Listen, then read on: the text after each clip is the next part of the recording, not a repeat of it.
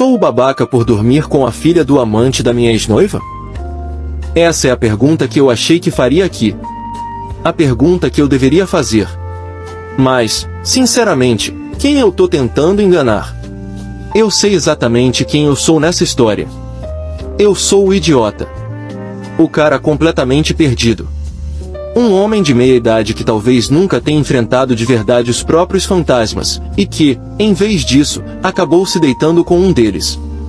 Porque, sim, eu me envolvi com a filha do homem com quem minha ex-noiva me traiu. Não na mesma época, não como vingança adolescente, mas 23 anos depois. Só de colocar isso em palavras já parece absurdo. Ridículo. Coisa de roteiro ruim.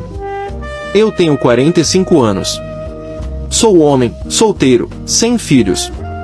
Carrego um passado que eu finjo ter deixado para trás, mas que eu só varri pro canto mais escuro da casa. E eu sei que esse tipo de história acende um sinal vermelho na cabeça de muita gente. Sei que muitos vão automaticamente me rotular como vilão. Reconheço que há argumentos sólidos para isso. A verdade é que essa situação me colocou diante de um espelho que eu evitava há décadas. Mas para entender como eu cheguei até aqui, é preciso voltar muito, muito no tempo. Voltamos 24 anos. Eu tinha pouco mais de 20 anos, cabeça fresca, coração cheio de planos, e estava noivo de, bem, vamos chamá-la de ela. Nome fictício. Uma moça que parecia ser o começo de toda uma vida. Naquela idade, você acha que encontrou tudo. O amor, o futuro, o propósito. A sensação de invencibilidade é tão natural quanto respirar. Eu lembro perfeitamente do momento em que ela me contou que estava grávida. Ela tinha 20 anos, era praticamente uma menina, e chorava quando me disse. Não eram lágrimas de tristeza, eram lágrimas misturadas com medo e esperança. Eu tremia, mas sorria. Era como se estivéssemos inaugurando o capítulo inicial de uma história épica de amor. A gente não tinha marcado a data do casamento, mas eu já tinha montado tudo na minha cabeça. Decidimos esperar o bebê crescer um pouco, talvez 2, 3 anos. Para entrarmos na igreja e caminharmos até o altar com nosso filho ou filha andando ao nosso lado. Eu via essa cena todos os dias quando fechava os olhos. Era meu sonho favorito. E então, com a delicadeza de um meteoro, tudo implodiu. Ela estava com 7 meses de gravidez quando Luke, um amigo, e eu uso essa palavra do mesmo jeito que alguém segura algo sujo pela pontinha dos dedos, me chamou para conversar. Eu ainda lembro da expressão dele. Tensa. Inquieta. Algo ali já me alertava que vinha merda pela frente, mas eu jamais poderia imaginar a proporção. Ele me contou, de maneira quase orgulhosa, que o bebê não era meu. Era dele. O sangue sumiu do meu corpo.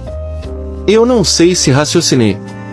Não sei se falei, se gritei, se repeti como assim. Só sei que a raiva subiu, pesada, rápida, cega. Nós brigamos. Literalmente. Trocação, porrada. Mas o pior ainda estava por vir, ela ficou do lado dele. Foi como levar um tiro no peito de surpresa.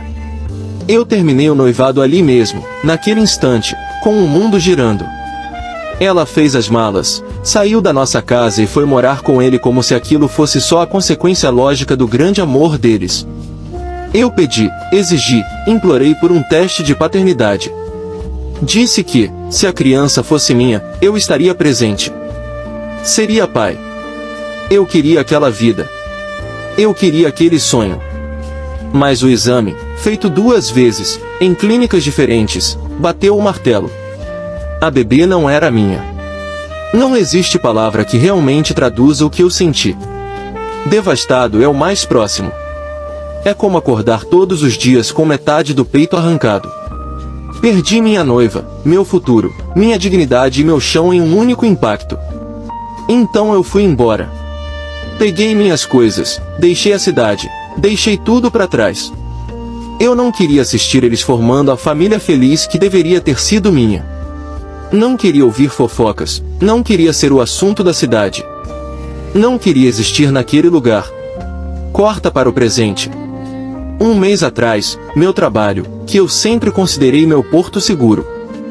Meu esconderijo me trouxe de volta para minha cidade natal. Apenas 2 semanas. Algo rápido. Inofensivo. Ou pelo menos deveria ter sido. Numa noite qualquer, fui arrastado para um reencontro improvisado com pessoas da antiga escola. Gente que eu não via há décadas. E foi ali, no meio de um bar barulhento, que dei de cara com ela. E, ao lado dela, estava a filha que eu teria criado como minha, se tudo tivesse sido diferente, Nick, agora com 23 anos. A ela tentou se aproximar. Queria conversar, se explicar, talvez aliviar a própria consciência. Mas eu não via propósito. Aquilo era passado morto. Não existia raiva. Existia nada. Um vazio gelado. Eu me afastei, pedi uma bebida, deixei a noite correr. Ela foi embora cedo. Nick ficou. E é aí que a história realmente começa a despencar. Nick se aproximou devagar, com passos medidos, como quem pisa num terreno perigoso. Sentou na minha frente e pediu 10 minutos. Só 10 minutos. O jeito dela era direto, porém carregava uma tristeza tão profunda que parecia antiga demais para a idade dela. Ela começou a falar da própria vida. E o que ela disse virou meu mundo de ponta cabeça outra vez. Ela sabia de tudo. A história da mãe. A traição. Os nomes. As datas. As brigas. Tudo. E guardava mágoas que não pertenciam a ela, mas que foram empurradas para cima dela desde que era criança, mágoas herdadas, como uma herança tóxica. E então veio o golpe que eu nunca poderia ter imaginado. Luke também não era o pai biológico dela. Sim, a ela tinha me traído com pelo menos 2 pessoas naquela época.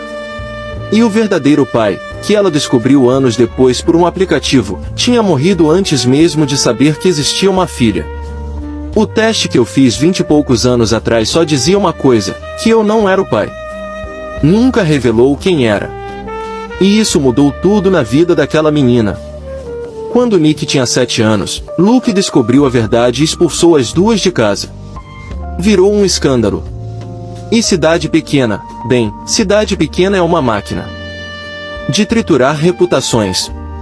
Nick cresceu sendo chamada de a criança da traição. Carregou esse rótulo como se fosse tatuado na testa. Colegas se afastavam. Adultos cochichavam. Famílias inteiras fingiam que ela não existia. A família de Luke enterrou qualquer laço. E Nick culpava a mãe por tudo. Eu perguntei por que ela estava me contando aquilo. Por que pra mim? Nós acabávamos de nos conhecer. E a resposta dela foi como levar um soco no estômago. Por que você é a única pessoa no mundo que entende o tipo de traição que me criou? Eu sou o produto do que fizeram com você. Ela não queria nada. Não estava flertando. Não queria piedade. Ela só queria ser vista. Compreendida. Finalmente compreendida por alguém. Eu senti pena. Uma pena que parecia paternal, mas também humana, profunda, íntima. Conversamos por horas. Trocamos contato. Fomos embora. Deveria ter acabado aí. Mas não acabou. No dia seguinte, ela me mandou mensagem. A gente se encontrou no bar do meu hotel. Ela bebeu demais, falou demais, chorou demais. Eu quase não bebi. E como eu não sabia onde ela morava para chamar um carro, levei ela até meu quarto, que tinha 2 camas de solteiro. Deitei em uma. Ela apagou na outra. Nada aconteceu. De manhã, café, constrangimento, despedida. Mas isso se repetiu. Por dias. Até que se tornou intimidade. Ela era um poço de feridas abertas. E eu, um homem que passou 20 anos varrendo cacos de trauma para debaixo da pele. A junção perfeita para dar merda. Até que uma noite, depois de horas conversando, eu fiz uma investida nela. Sim. Eu. Ela congelou, levantou, saiu sem falar nada.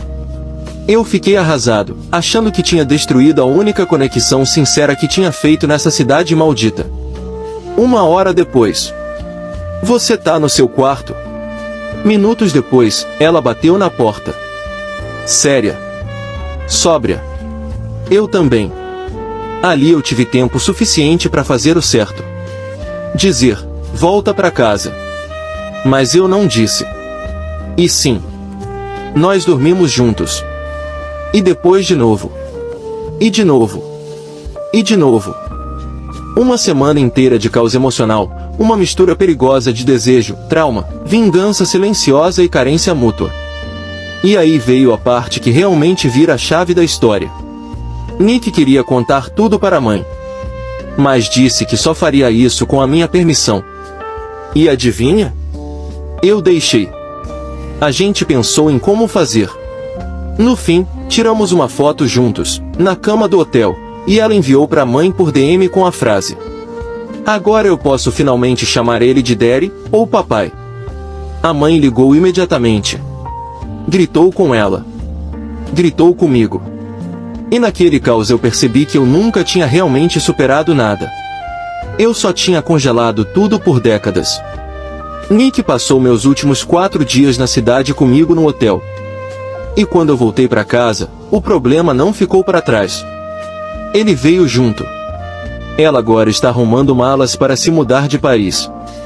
E vai ficar na minha casa por uma semana, ou mais, antes de viajar. Ela cortou completamente a mãe. Eu bloqueei a ela em tudo. E aqui está a verdade que arde, mas que eu preciso admitir. Eu e Nick somos 2 destroços humanos tentando montar um ao outro para ver se isso nos conserta, e não funciona assim.